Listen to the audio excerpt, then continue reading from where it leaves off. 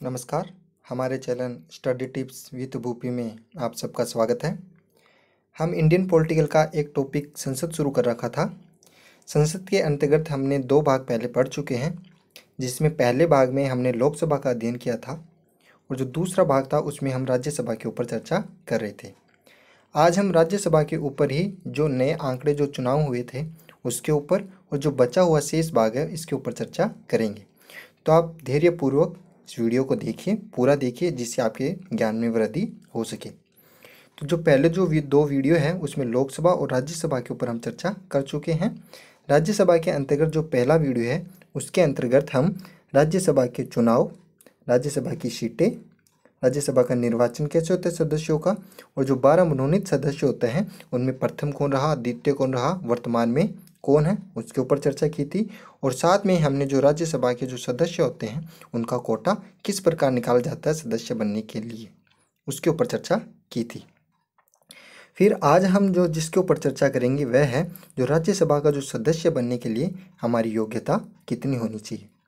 फिर उसके पश्चात है कि राज्यसभा का जो वर्तमान में चुनाव हुए हैं उसके ऊपर चर्चा करेंगे।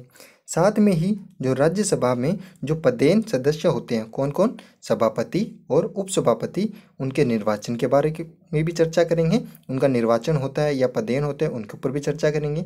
योग्यता क्या होती है उसके ऊपर चर्चा करेंगे। और उनको शपथ कौन दिलाता है उसके ऊपर चर्चा करेंगे। और साथ में ही शपथ के साथ में ही उनको त्यागपत्र वे किसको देते हैं उसके ऊपर भी चर्चा करेंगे। तो देखिए क्या है राज्यसभा।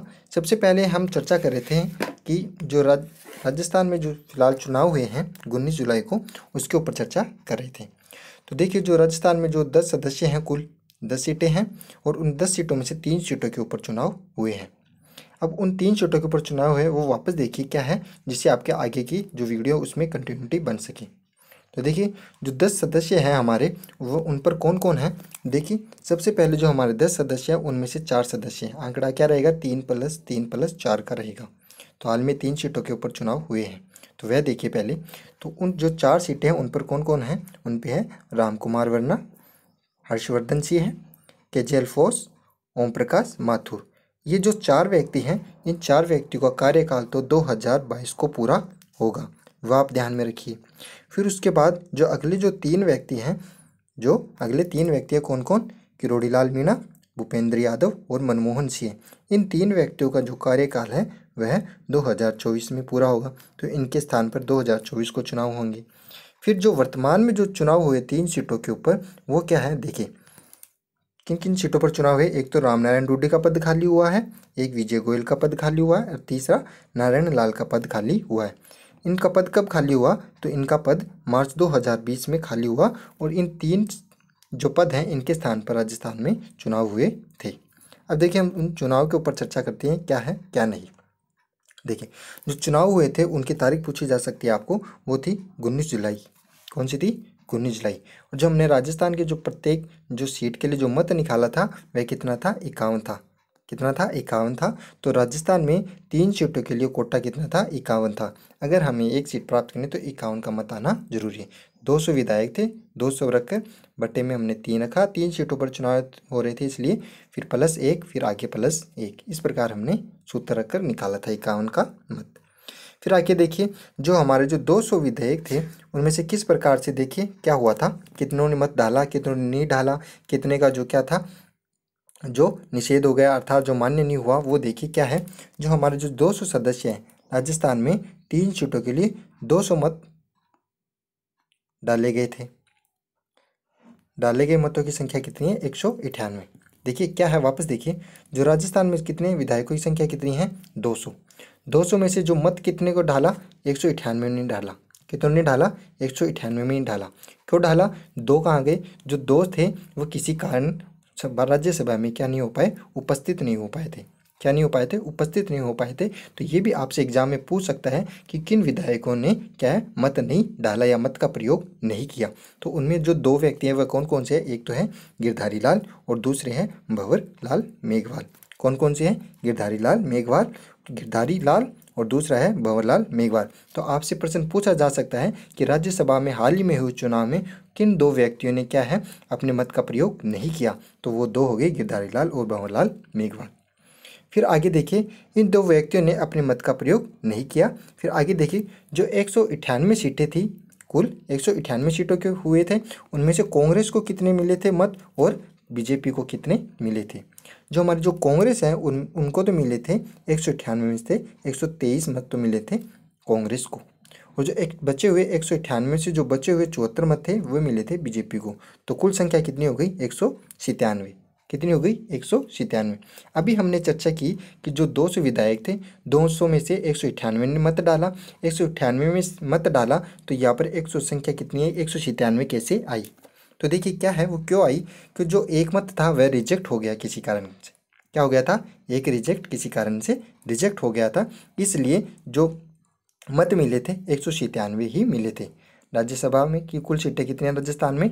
10। 10 में से चुनाव कितने पे हुए? 3 पे हुए। 3 में से वोट कितने को ढालना था? 200 को, लेकिन ढाला कितनों ने? 198 में। 198 में से मत कितने मान्य हुए? 197। एक मत क्या हुआ? रिजेक्ट हो गया। ये आप ध्यान में रखेंगे। फिर उसके बाद देखिए, जो जो 3 जो सीटें हैं उन पर जो चुनाव हुआ, उनमें से किन को कितनी सीट मिली, कौन सी पार्टी को, वो देखते हैं। देखिए, जो पहली हमारी जो पार्टी है उसमें देखिए जो कांग्रेस है, पहली पार्टी क्या है? कांग्रेस। कांग्रेस को कितनी सीट मिली थी? 2 सीटें मिली थी। कितनी सीटें मिली थी? 2 सीटें मिली थी। कौन कौन से देख, किन किन को मिली थी? एक तो मिली थी केसी वेणुगोपाल की थी, केसी वेणुगोपाल, और दूसरी मिली थी नीरज डांगी को। किसको मिली थी? नीरज डांगी को। तो ये आप 2 ध्यान में रखेंगे कि 3 सीटों पर चुनाव हुए थे, जिनमें से जो 2 सीटें कांग्रेस को मिली, और कांग्रेस में किन किन को मिली? केसी वेणुगोपाल, और दूसरा है नीरज डांगी। केसी वेणुगोपाल को कितने मत मिले थे? 64 मत मिले थे, और नीरज डांगी को 59 मत मिले थे। ये भी आप ध्यान में रखना। फिर जो बची हुई एक सीट है उसके ऊपर क्या है? बीजेपी को मिली थी। किसको मिली थी? राजेंद्र गहलोत। इसको मिली थी? राजेंद्र गहलोत, और उनको मत कितने मिले थे? 54 मत मिले थे। अब इसमें जो ध्यान रखने वाली बात है वह कौन सी है? सबसे पहले तो ध्यान रखने वाली बात यह है कि कितनी सीटों पर चुनाव हुए? 3 पर हुए। 10 में से 3 पर हुए। 3 में से बीजेपी को कितनी मिली, कांग्रेस को कितनी मिली? तो कांग्रेस को मिली 2 और बीजेपी को मिली 1। कांग्रेस में 2 किन किन को मिली? केसी वेणुगोपाल और नीरज डांगी। केसी वेणुगोपाल और नीरज डांगी। और जो बीजेपी है उसमें किसको मिली? राजेंद्र गहलोत को मिली। जो मत है वह आपको ध्यान रखने की ज़्यादा ज़रूरत नहीं है, याद रहे तो ठीक है, वरना इन तीनों से ही काम आपका सही है। फिर आगे देख लीजिए, जो राज्यसभा के जो सदस्य होते हैं उनको जो सदस्य बनने के लिए उनकी योग्यता क्या होनी चाहिए उसके ऊपर चर्चा करते हैं। तो देखिए, जो राज्यसभा के सदस्य है उससे पहले आप एक प्रश्न लीजिए।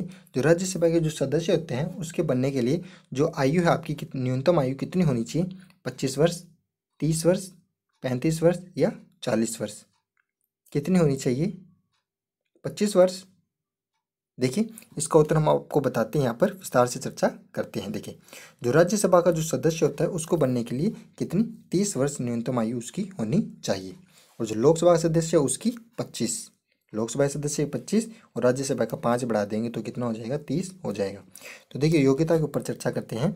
सबसे पहले देखिए, जो राज्यसभा का जो सदस्य होता है उसकी योग्यता का उल्लेख किसमें? अनुच्छेद 84 में है। किसमें? अनुच्छेद 84 में। तो ये आप ध्यान रखेंगे कि जो राज्यसभा जो सदस्य है उसकी योग्यता को उल्लेख अनुच्छेद 84 के अंतर्गत है। फिर जो राज्यसभा का जो सदस्य होगा उसकी न्यूनतम आयु कितनी होनी चाहिए? 30 वर्ष होनी चाहिए। जो राज्यसभा का जो सदस्य होता है उसका जो कार्यकाल होता है वह कार्यकाल कितना होता है? 6 वर्ष का कार्यकाल होता है। कितने का होता है? 6 वर्ष का कार्यकाल होता है। और इसमें जो कार्यकाल के अंतर्गत जो प्रत्येक 2 वर्ष के बाद 1/3 सदस्य क्या ले लेते हैं? अवकाश ग्रहण कर लेते हैं। 1/3 सदस्य अवकाश ग्रहण कर लेते हैं। ये ऑप्शन में आएगा, आपके पास पूछा जाएगा कि प्रत्येक 2 वर्ष से कितने सदस्य क्या करते हैं? अवकाश ग्रहण करते हैं। तो आपके पास ऑप्शन में होगा 1/2, 1/4, 1/6 और 1/8। क्षमा, यहाँ पर 2 की जगह 3 कीजिए। 1/3, 1/4, 1/6, 1/8। तो यहाँ पर आप कन्फ्यूजन हो जाएंगे बिल्कुल। तो आपको ये यहाँ पर ध्यान रखना है कि यहाँ पर कितनी है? 1/3 सदस्य क्या कर लेते हैं? प्रत्येक 2 वर्ष के बाद अवकाश ग्रहण करते हैं।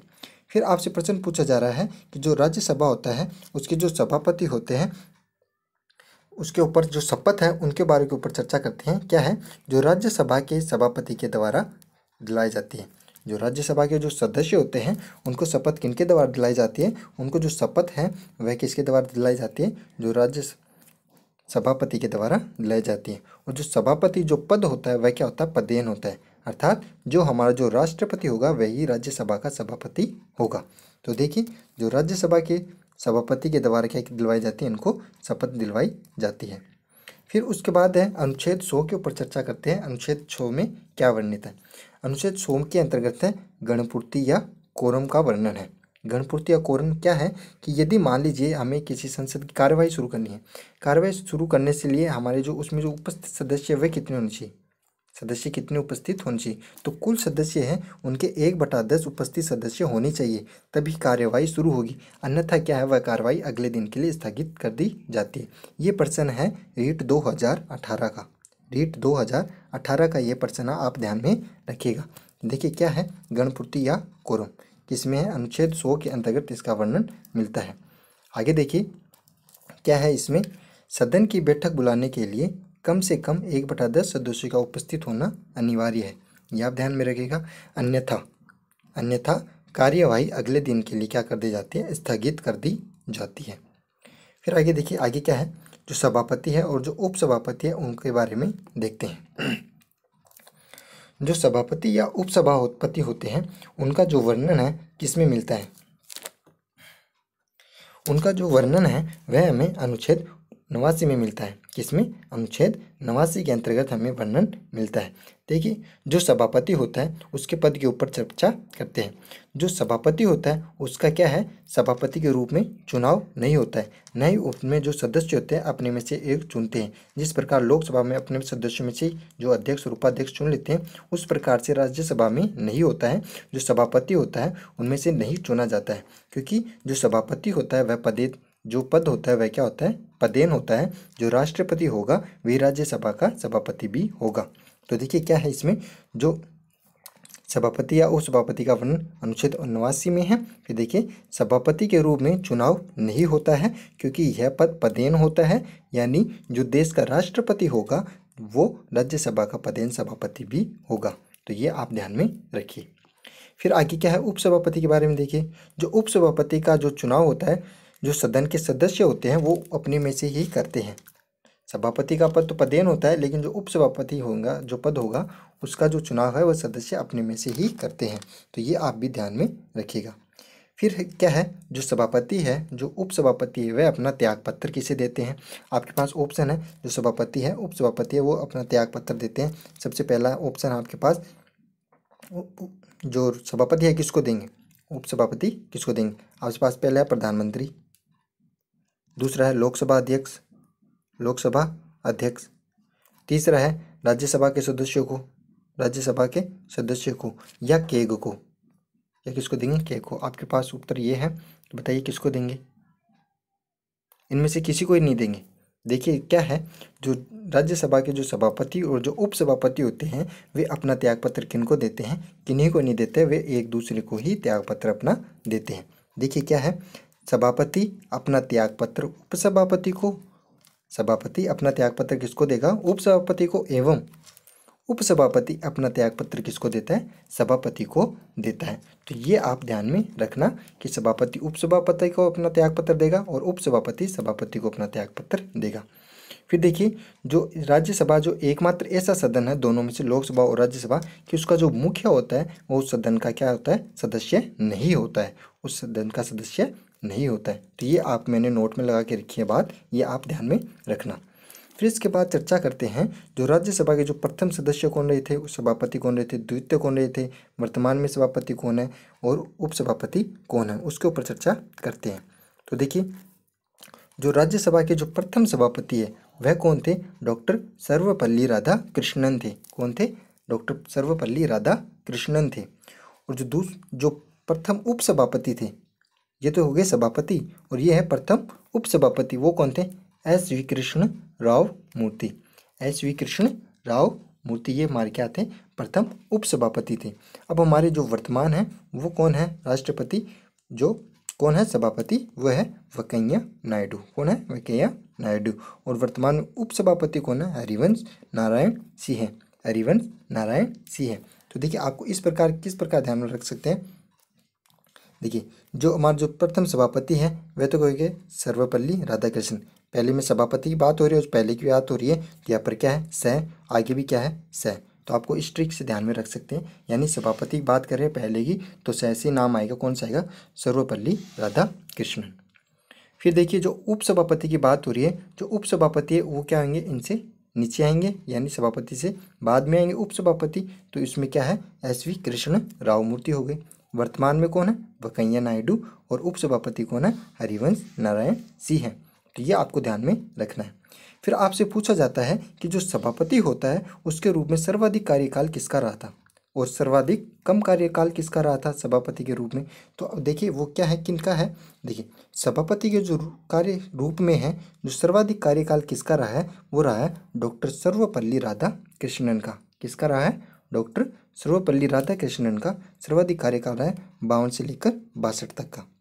और सबसे कम कार्यकाल किसका रहा है, वी गिरी का। कितना रहा, मात्र 2 वर्ष रहा है, 1967 से लेकर 1969 तक 2 वर्ष का कार्यकाल रहा है। तो ये आप 2 फैक्ट भी ध्यान में रखिए, ये क्वेश्चन पूछा गया है। फिर उसके बाद पूछा जाता है आपसे कि जो सभापति है उसके पद पर रहते हुए किसकी मृत्यु हुई है। सभापति के पद पर रहते हुए मृत्यु किसकी हुई थी, वो केवल मात्र एक ही व्यक्ति थे, वे थे कृष्णकांत। कौन थे, कृष्णकांत। तो ये आप ध्यान में रखिएगा। आज इसी के साथ हमारा जो राज्यसभा का जो टॉपिक है वह पूर्ण होता है। संसद हमारा बिल्कुल पूर्ण हो चुका है। इसमें हमने 3 पार्ट पढ़े हैं, लोकसभा प्रथम भाग, द्वितीय राज्यसभा और तृतीय भी राज्यसभा। तो आपको उम्मीद है ये वीडियो बिल्कुल जानकारी आपको बिल्कुल अच्छे से समझ में आई होगी। वीडियो देखने के लिए धन्यवाद। वीडियो को ज़्यादा से ज़्यादा अपने दोस्तों के साथ शेयर कीजिए, लाइक कीजिए।